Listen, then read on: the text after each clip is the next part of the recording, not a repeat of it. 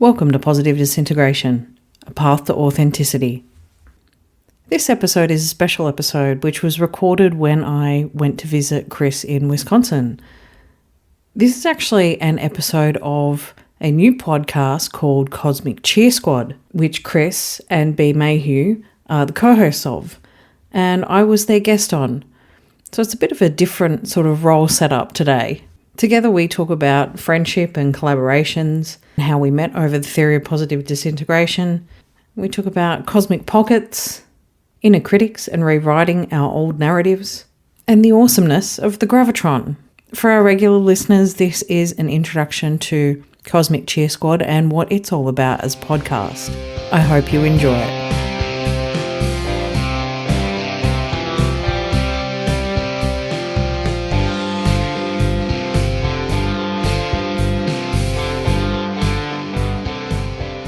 Cosmic Cheer Squad. Hello, B. Hi, Chris. We're here today with our friend Emma Nicholson. Hi, everybody. Hello, Emma. Emma! Everybody loves Emma. Everybody loves Emma. We learned that from your husband, James, while you've been visiting here in the United States. And I have to say, I wasn't surprised at all to hear that. We need to say more about you and with you before our audience will get it. So. But yeah, we're excited to have you. Emma is the co-host of Positive Disintegration with me, and we have been working together for more than 3 years now on Positive Disintegration, and just sharing our own stories on there, having guests, talking about the theory of positive disintegration. And this week, she is here in the United States from Sydney, Australia, and it's been absolutely amazing to have you with us. Emma's here. Emma, it's the Emma Show. Thanks for inviting me, by the way, to join this party. Hey, the more the merrier sometimes, I think. But, you know, it's nice to have, I guess, a smaller, intimate group of people who really mean something to you. And it's been a fantastic, well, it's been a fantastic trip, full stop. But it's been great to be able to come and see people in person finally. Like, sometimes you feel when you live in Australia that you're on the arse end of the planet, and you know you sometimes feel kind of removed, like not just physically but you know emotionally and mentally from things. And it's nice to be in the thick of it, and it's a little surreal to actually be here in person and see everybody not through a Zoom screen. It is, but in the best way. Yeah, like great surreal, not creepy or fucked up surreal, which also exists. Yeah, I'm like, what's your favorite Salvador Dali painting? Because like that kind of surreal, but like the nicer ones, not the really dark ones. Yeah. Yeah, you're real, which is great. I'm real. Yeah, you're I'm not a hoax. No, yes. I've heard this, that some people think that Australia's a hoax and we're all paid actors. I wish that was my job. It's not. And no one would choose to speak this way. That is so not true at all. You think that because it's where you're from, but we love your accent. We can't. AI hates me. We can't argue with that. AI definitely. B would know this from doing transcripts. I do know that AI likes to take your words and make them interesting. That's one way of saying it. I think it's because it's expecting American English, and maybe if we could change the setting on it, it would be the opposite, where it was misunderstanding us maybe and just looking for Australianisms. Yeah, I don't know if there's any AI that's looking for Australianisms. Like, honestly, the market for that would be quite niche. True. Well, also, I mean, even what it does to Dabrowski in there. I have a list in my phone of all my favorite things. And about that, I had pulled it up for today. But do you really have a list? I do. That's hilarious. Nebraska's my favorite. Nebraska is a good one. It is. We just had Michael tell you that, you know, as inspiration, that Cate Blanchett just eliminated her Australian accent. Which I refuse to do. Exactly. Like, this is one of the very big reasons we love you, is because you have this distinct voice along with your distinct sense of humor. Yeah, and Cate Blanchett, where's your sense of patriotism? Come on. Right? Why erase that? Yeah. Culturally erase yourself. Don't do it. So we're sitting here in Madison, Wisconsin. That's right. Around a little vintage table in this grooviest of Airbnbs. It is a groovy Airbnb. That's how it was built. So yeah. My calendar keeps telling me that I'm staying at the grooviest Airbnb because I let it just auto-populate my calendar. But we're sitting around this table. We're enjoying some afternoon beverages. We are. We have many food groups represented. True. Oh, we do.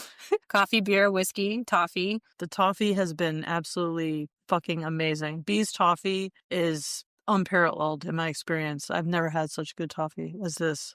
Yep. I think everybody concurs. It's the best toffee. Didn't last long at the hotel.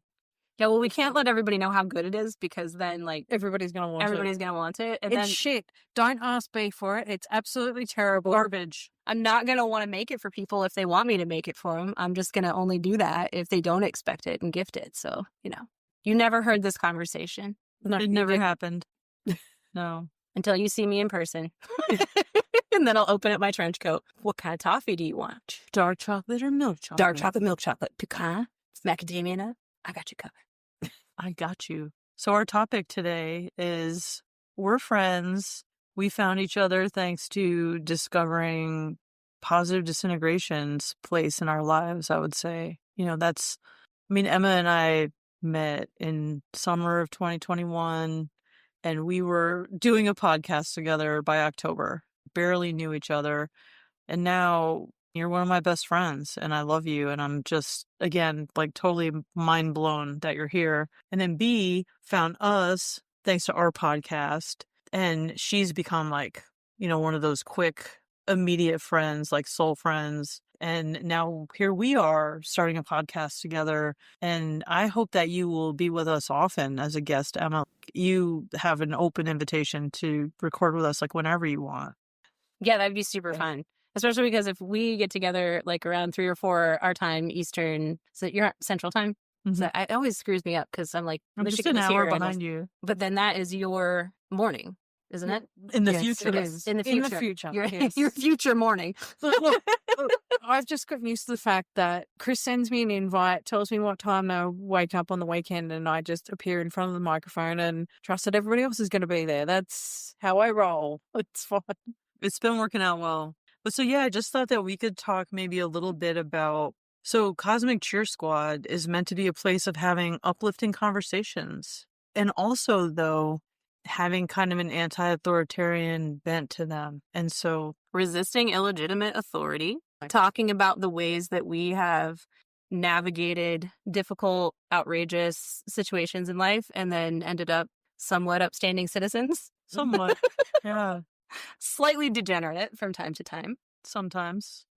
But put that in context. What do you mean by degenerate? Are you talking about a social construct degeneracy, or are you talking about human degeneracy? Because those two things aren't the same, like in my book, and from everything that I've learned through the theory and getting to know people around it and learning about values. Like, you can be a misfit in society's standards, and that's one thing, but to be a misfit as an actual person often means something quite different, and often involves being a misfit in society's eyes, particularly when society is all about being competitive and ideas of success and all that sort of stuff. So if you want to be a genuinely good human being, sometimes you have to resist and go against the flow. I was going to say degenerate isn't the right word.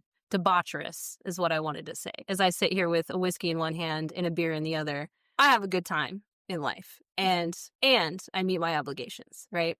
So, depending on what lens you put on things and what people view a 47-year-old mother of 3 stay-at-home mom and what that should look like, I'm making air quotes. And I live a pretty degenerate life.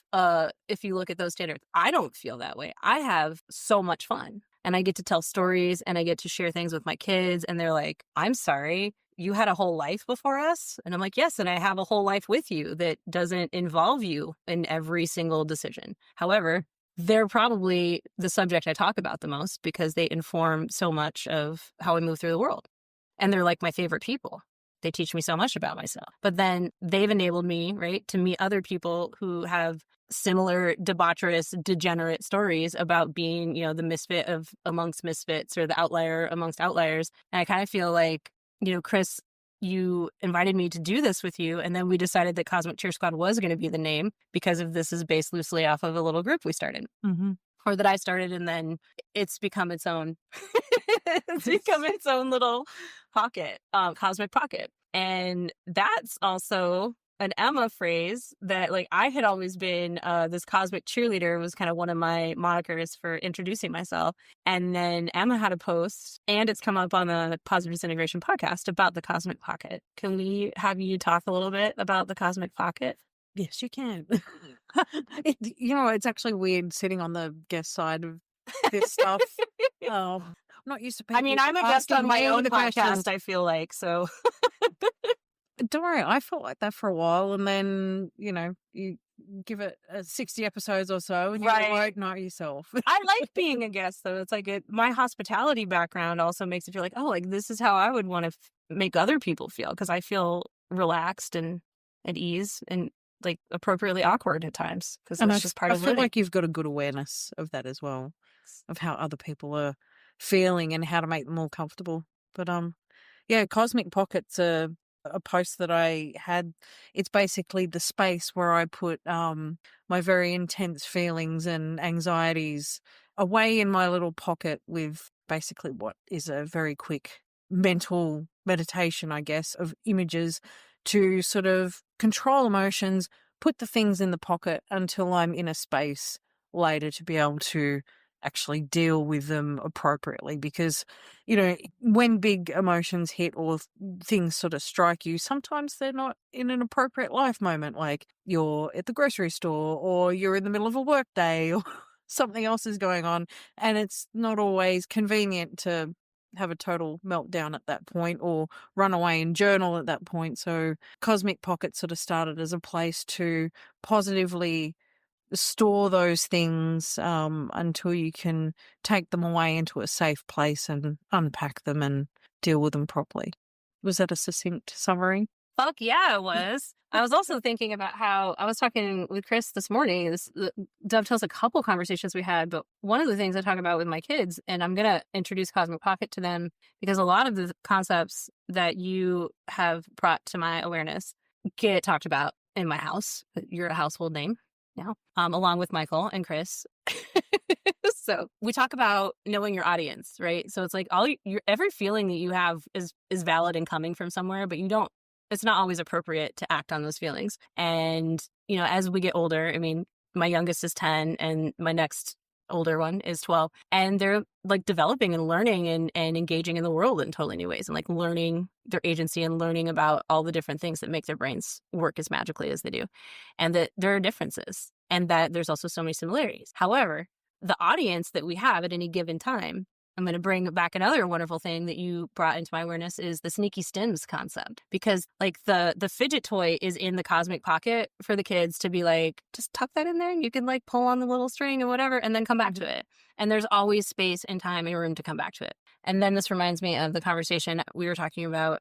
I relayed this to something else, but conversations I would have with my staff in the moment of like, hey, we don't need to talk about this right now, but like, this is a thing that we need to talk about. And the sort of anxiety that can produce in people. But like, if you can come up with language around it to be like, hey, can we stash this in the cosmic pocket and like get back to it after this shift? Because right now, like, it's go time. We have 47 sandwiches to make in the next, 10 minutes. And so it's like this constant intersection of like balancing practicality, pragmatism, but then also kindness and empathy, and like meeting those axes at a point where we can really meet people where they are and not be toxically positive or not bypass the shit that actually needs to happen, while recognizing that like not every feeling needs to be addressed in every moment. And so fun words like cosmic pocket, cosmic cheer squad, and resisting illegitimate authority, like all of these sorts of things sort of shift the focus from it being something that like is happening to you to something that you're actively engaged in and a part of and growing with. I think it's good to have something that gives you some distance from suffering. I mean, that's the word that's coming to mind, because that's what you're kind of describing with anxiety or stress and the need for the cosmic pocket. And I have to admit that I don't have a cosmic pocket myself. It's not something that I don't think I've really implemented, but I think it's also because I'm so reliant on writing that for me, maybe writing has served that purpose. And that's part of, I guess, what it would be for me, even though I haven't conceived of it in that way. But for sure, since I was in high school, I have written things down with the express intent of giving myself space from them and putting that somewhere that I know I can revisit later. And it's been pretty effective in maybe letting me sleep or put it on hold, even though I hadn't had that language until I knew you.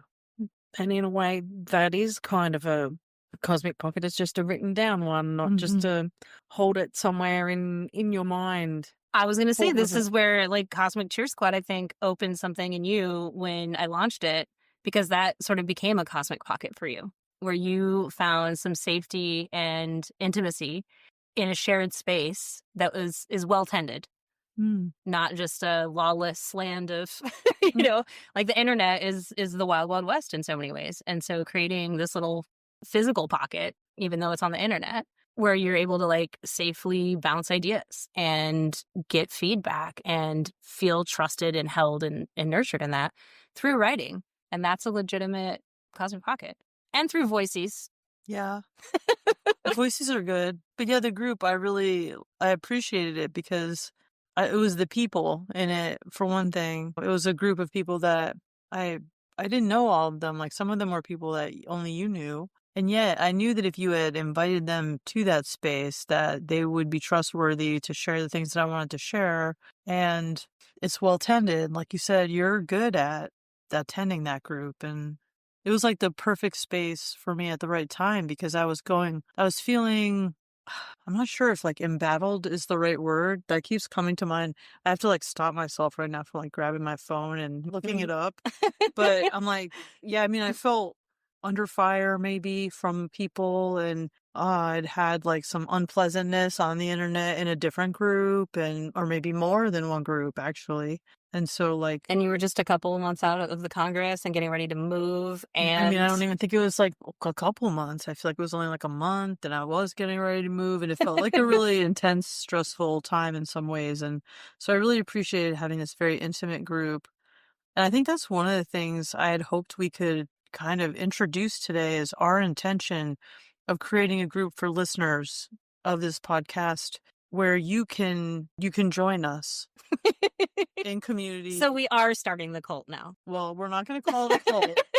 And we're going to be really careful to make sure it's the anti-cult. The anti-cult. Because we're going to consistently remind everybody that one of our core beliefs is that you should resist illegitimate authority.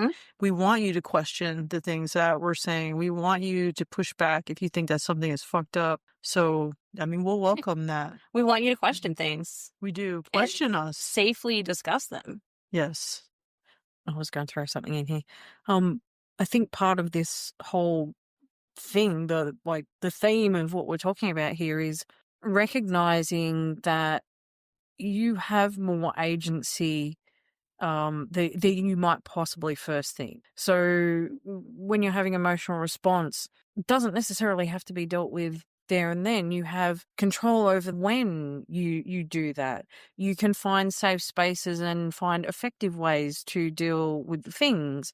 And even with the idea of resisting, I think sometimes when people go online and they just sort of throw things out there in those spaces that get quite aggressive, it's because not only are people not mindful of the other people that they might be hitting with their shotgun of emotive stuff and opinions, but it's also the mindfulness of that some of the things that we need to resist actually reside in our own head. One of the realizations I've had, I guess, over the past 12 months is that a lot of the things I've done in the past was decisions that maybe I come to regret or whatever. I made those choices and did those things based on knowledge that was handed to me from someone else.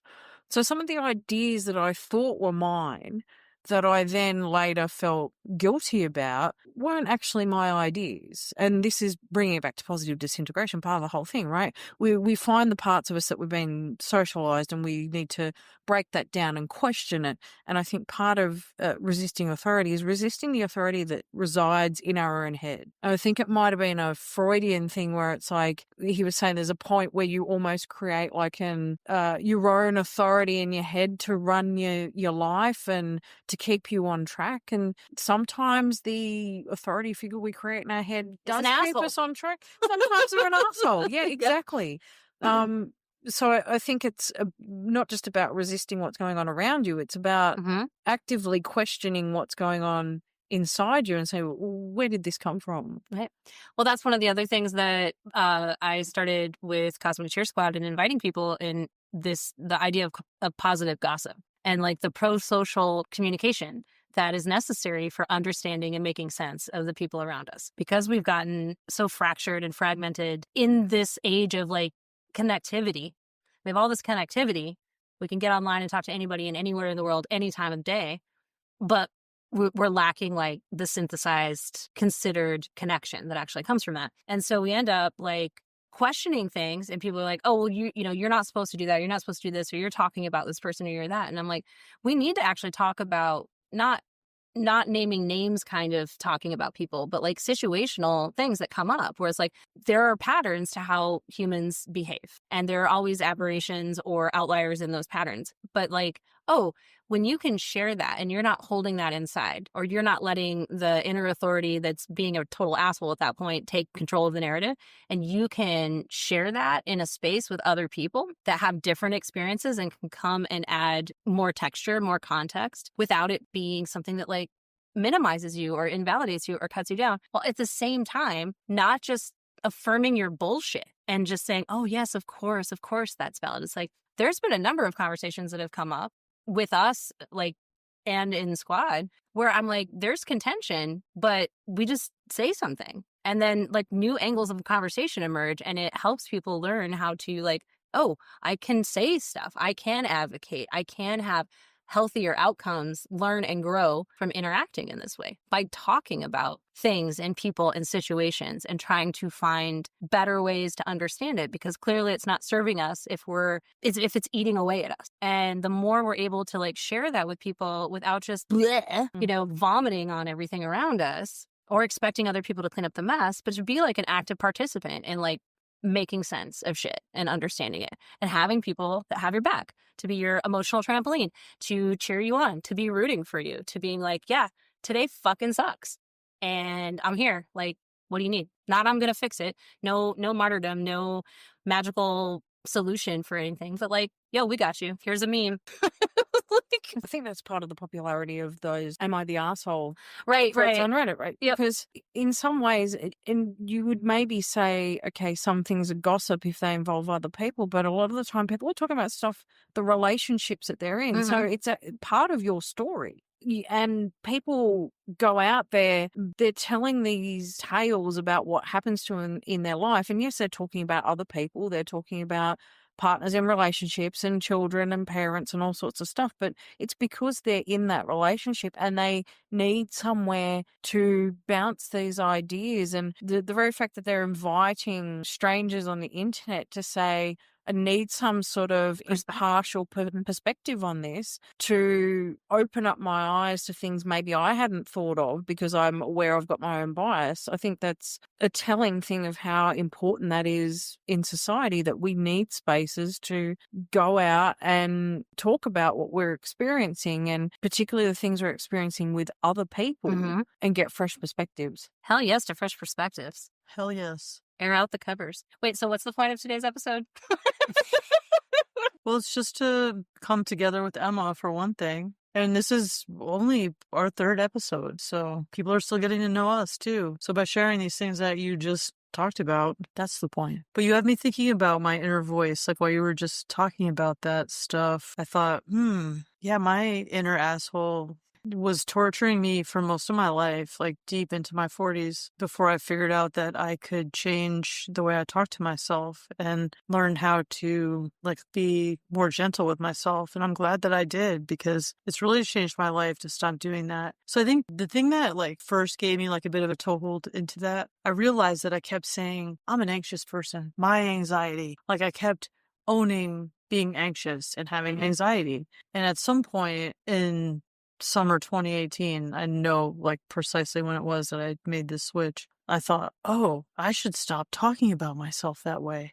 If I ever have any hope to do something to lessen this experience of anxiety, I should stop being so attached to being anxious and identifying with it. And at the same time, I was reading older books and kind of esoteric stuff, but also I was reading a lot about psychosynthesis, and I was reading about the idea of like disidentification. And for me, I'm like, wow, think of all the stories that I've told myself about who I am. One of them was that I was anxious. One of them was that I had a rejecting father. There were a lot of stories that I had about who I was and where I came from. And I realized that I could change them and I could rewrite my history and my stories, and also like not only be gentler with myself, but to do things like give my late father the benefit of understanding him through a more trauma-informed lens, and, understanding like where he had come from and the challenges that led him to die from alcohol use. So yeah, I think that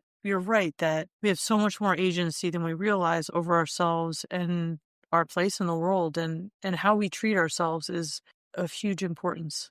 Well, my big one this year, speaking of that sort of internal self-talk, is, I used to introduce myself as a high school dropout, and I felt all this, and I kind of, I turned it into a joke, which is like, if not for humor, how would I actually survive this life? But, it gets to a point where the self-deprecation ends up becoming its own sort of shitty story. And coming into the positive disintegration community, meeting you both, and then, Emma gave me so much hope as a person, like just as a needle in the haystack of like coming into this community and not being a therapist or professional in the field, and yet so respected by so many people because you make this stuff accessible on a very different level, and like bringing like a level of humor and irreverence to things that, like, if I had discovered the theory through any other avenue, I definitely would not be sitting here today, for one thing. But the other thing was that the high school dropout narrative, it took about 3 months of me shifting that, and like listening to Marnie's episode in Positive Disintegration and self-directed learning. And I had this light bulb moment of, and like, I think I sat at that moment and just started like writing a list, free writing all the things that I had researched recently. And then I opened the 84 tabs in my Chrome browser, and then, and I just started writing everything. I was like, I'm not an expert in any of these things that I'm looking into, but I am constantly looking for information and synthesizing it and building patterns and connections and meeting people who have expertise in different fields. And I'm like, I don't need to be the expert in everything. That's not what's going to make me an educated person. My curiosity is something that makes me an educated, brilliant person. And being able to see those connections and patterns and catalyze other people's interactions through that, and being like, oh, I see this and you can do this. And like the light bulb was like, oh, I'm a totally self-directed learner, like lifelong self-directed learner. I'm the PhD in the fucking School of Hard Knocks. Hell yes. And then recognizing that legitimacy and belated glimpse of the obvious that like until, 200 years ago, nobody went to college. Not nobody. I mean, there were universities and apprentices and stuff, but it was like, it's a very recent invention that people go to college, get a bunch of letters, and then become experts in their fields. And like, there are so many brilliant experts in so many different things that have never gotten a PhD or have never gotten any of the accreditation and are still legitimate. On the flip side, I've learned being in this community too, that there are plenty of people who have tons of credentials and letters and everything else that don't embody the actual education or experience of the fields that they say they're experts in.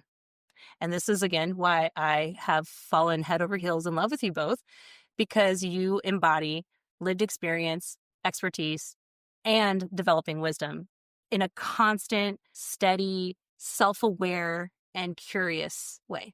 Thank you. Thank you. Thank you for being grown-ups that I'm like, oh, we can do this. We are tall enough to ride this ride, you guys. All right, I'm going to switch now and ask Emma a question that we have discussed in both of our episodes so far before this one. What amusement park ride do you identify with? Or I guess if you don't, like, what would be your favorite? Shit, what do I identify with? Oh, fuck, that's a good question. Who are you as an amusement park ride? And can you be the midway? That's one question. I was going to say, if you know me, you know that you can, like, break the rules. You just have to, make your own. The one thing that jumps into my head, to be honest, is, I don't know if you remember the ride called the Gravitron, where you jump into the... Holy shit. That's Is my that what ride. you said? Yeah, right. Okay. And that, Yes. yeah. Wow. Talk about fucking Wonder Twin powers. Yeah.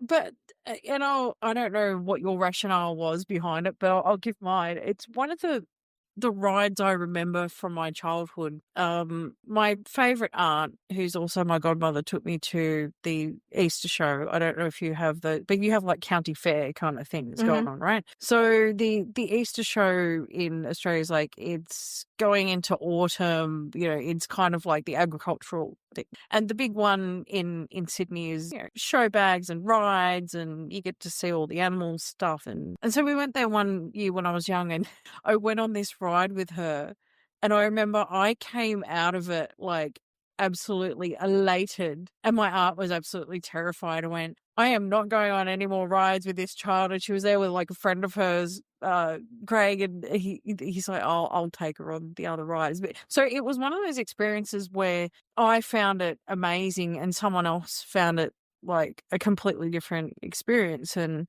I guess that sort of changed something in my awareness about experiential stuff, full stop. But it's also one of those rides where it feels powerful. It feels kind of like everything's whirring and fast and heavy, but at the same time you're kind of still in it, right? And then you rise up on the floor, and you kind of feel stuck, but it's kind of magic at the same time. And so it is one of those mixed bag experiences where it's static. I mean, for all intents and purposes, you're just looking at the person across from you, and they're like stuck on the wall, and you're stuck on the wall. But you feel the motion, and you feel the heaviness of it, and you're steadily going up the wall, and you're steadily going up the wall, and you're losing your stomach, but you're like, whoa. Yeah. And also because it's got that nerdy bent of physics, that the only reason why it works is from centrifugal force, right? So I think that sort of encapsulates me, because it's not like the super scariest ride. It's not the most popular ride, but I guess for me it was a reasonably powerful experience, and that sort of duality of the whole thing and the intensity and yet the stillness of it sort of speaks to me a little bit. Wow. Yeah, that's amazing that's what you chose. It's funny to me. I can just tell that I was so turned off to that ride as a child because somebody puked on it while I was on it. And that is my association with it. It's like, oh, that's the puke ride. I've been puked on in Ferris wheels and roller coasters. I've been puked on a lot. I have not been puked on a lot. Plus I have 3 kids. So yes, that and a lifetime of carnivals. But yeah, vomit doesn't deter me. I'm not going to seek it out. It's the smell of it. It's really the smell of it that's the worst part for me. I'm a very sensitive smeller. Yeah, same. My other favorite ride is the free fall. And that's where you just like slowly go up. And it's like, that also feels like a metaphor for my life. It's like not my favorite ride, and I wouldn't choose it to describe as beautifully as you did. Like I'm like, yes, tapping my nose the whole time. But the free fall, like I remember being on that ride in carnivals over the years and being like, God, this feels like life. You're just like, cuckoo, cuckoo, cuckoo. And there's like 6 people or something in it, right? And then you get to the top, and then it's like just 2 seconds and boom, you're on the ground. And I'm like, fucking, that's real. I don't know if I liked it, but can we do it again? And then I'm like, that's a theme in my life. It's funny to me now, like watching this, because we normally record in Squadcast and I'm not seeing the waveforms while we're recording, but your laugh is so distinct that I'll always know that when I see there it was again. That's one of my favorite things now, when I listen to our 2 episodes, is our shared giggles. But we're very careful about our muting and then our interjection. I think we figured out a good cadence without being scripted. And we can pick up the lilts in each other's voice, which is super fun actually in person, like watching. We're like, okay, I see you. You're next. Right. Jump in. Yeah. Well, I think we've gotten pretty decent at that on the podcast, on Positive Disintegration. Unless we're not watching, I guess, then you don't have the cues of like looking at them, because I think I can tell when Emma's ready to say something. Although sometimes I'm like, Emma, do you have something to say? And you're like, well, and then I can see you like, well, yes, I will come up with something right now. But usually I can tell. Right. Well, sometimes you need to redirect conversations, right? It happens. But then there's also the powers of editing. Yeah, but even when there's like no video, Chris knows when the mute button goes on and off, like rapidly. It's like, oh, Emma's waiting. They interject with something. Yes, that's right. Totally. Yeah, it's been fun to learn how to do podcasting, and I'm excited to be doing more of it. It's been fun while you've been here just to record. I was going to say, Chris, you strike me, or as I've come to know you, like when the floodgates open for you, it's like, it's open. So you were like, yeah, let's do a podcast. I was like, okay, when? And you're like, there's going to be a microphone on your doorstep tomorrow. Yeah. I was like, no shit. Okay. And I'm like, which was cool for me because I'm like, well, I like to have a little more planning. You know, I like to, and you were, I don't know, like you always kind of pick on yourself for being a perfectionist or pedantic about things. But then when you're ready to go, it's fucking go time. It's on. Yeah. Then you're like, let's start 9 podcasts, have an entire empire. And by the way, here's Positive Disintegration Network. And like, let's get our posse together and like keep making better changes for a better world. It was really thanks to Marnie that I realized that like Positive Disintegration Network was a great umbrella for these podcasts. And of course, it was talking with her at NAGC that in November that helped me and her decide to do a podcast together also. All of us came together because we appreciated this lens and framework of positive disintegration. And to be able to apply it in so many different ways is a thing of beauty to me. And the people who drive me the most bananas in my world right now are the ones who do everything they can to keep it narrow, to keep it small, to keep it in the past, to not let it grow and breathe and expand and evolve. In my opinion, we need to just keep bringing it into every conversation wherever it fits and applies, which is most of our conversations. And so, yeah, like the Positive Disintegration Network, it's meant to be really a place to amplify work that honors and brings this perspective. Would you say it's for people who are, and providers and just individuals in general that are maybe living their lives more positive disintegration-y? It's definitely for them, yeah. And it's real that some people just never go through positive disintegration. They don't resonate with it. It's not a part of their lived experience. But for those of us who do, we need this. Right.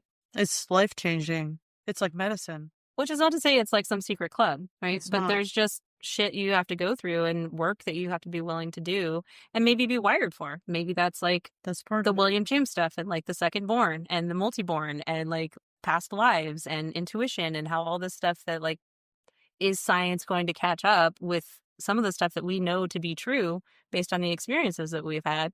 But when you go out and you start talking about it, there's another Emma ologism that I love is the trench coat. When you have this like spiritual experience and you start to try talking to people about it, and it's like you're flashing them, you know, on the street with your trench coat. I think that Did I say that? that was the David Sweeney episode, I think.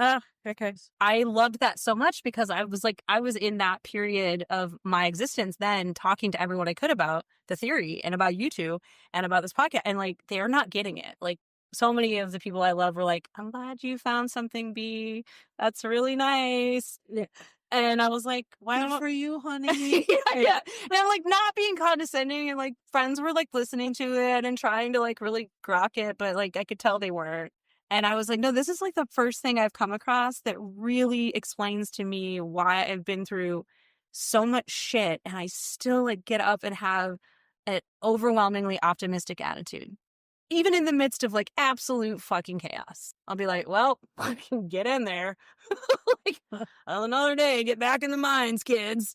And like, we'll figure it out. And this is coming from someone who's like, I have tried to end my life several times. I have run away. I have come from a family of women who left their families when their children were young and started new lives. And I was like, I created an antidote where I'm like, I'm not doing that. And yet I still feel all this generational shit coursing through me that like wants me to like make these terrible decisions sometimes. And then I'm like, no, I'm going to go ahead and use my spurs of correction to internalize like, no, you just need to like take a nap and do another day and it'll get better. Just keep going. Make it work. Like these are like my inner mantras of like, yes, just keep going. Make it work. You can do this. And to come across positive disintegration and to come across this like community of people who can hold the spiritual, the metaphysical, the scientific, the actual like data that is collated and shared and spread and make sense of really complex lives. Because I think we're supposed to be, you know, culture tells us we're supposed to be miserable if we're intelligent. Well, like, or if you're not mad, you're not paying attention. And I'm like, oh, I'm mad. I'm paying attention and I'm having a good time. Can we have more of that? Like, all of these things can coexist. And it didn't feel like I hadn't met other adults where that was really happening, where they had very deeply complex lives with lots of complicated things that had happened to them. Like, post-traumatic growth started to kind of be like, oh, maybe that. And then I'm like, well, this is also boring. You're making it too scientific. And we need to make room for the magic that actually occurs when we are in community with other people. And there is science to back that up. Part of that, though, I think, is because, yes, we should be mad and we are paying attention. But if you've been through some extremely dark places and tried to unalive yourself and been dragged through the shit, like, aren't you supposed to be glad to still be on the planet? Aren't you supposed to be glad to some degree to be out of the dark? Isn't this the whole thing of the ugly duckling? Didn't appreciate happiness or life, and said, I never would have appreciated the beauty in the world if I had never been the ugly duckling. If I hadn't been dragged through the mud, like, he wouldn't have been able to see the world and all its beauty and appreciate it and be so happy. So I think there's something to that if people are going, well, there's nothing in life to be happy about, well, clearly you haven't been through the really shitty parts of it. And those are the people that are going to realize it on their deathbed. I want to be ahead of the curve and, like, not be dead or not be dying in order to realize how precious life. Yeah. Look, I'm not saying the world's perfect, because it isn't. And this is why we try to progress our development and keep working on ourselves and keep trying to spread the word about this theory to help other people that are done, because there's work still to be done. We're not saying it's perfect, but if we can't appreciate where we are now compared to where we have been, well, fuck. Like, sorry, but, like, that means we haven't been paying attention, because we haven't paid attention to the gnarly, funky, stinky crap that we've waded through. Rant over. And rant, full stop. Yeah, that's exactly what I was thinking. I dropped the mic, but it's reasonably.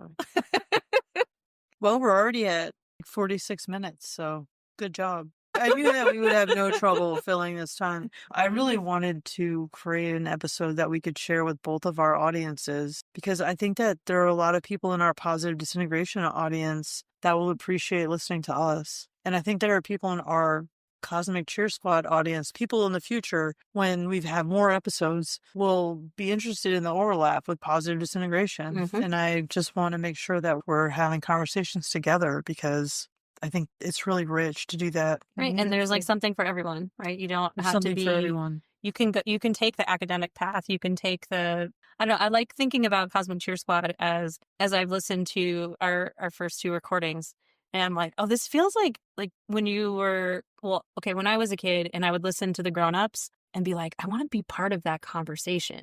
I want to know how to talk like that. I want to know how to, and, like, just being privy to, like, these sort of internal, imperfect thoughts in progress that are unrehearsed yet intrinsic to who we are. And we're oftentimes saying them for the first time as they're emerging, which is really cool. It's like being, and, like, I love listening to things like that, because it might sound disorganized to some people. It's not going to be for everyone.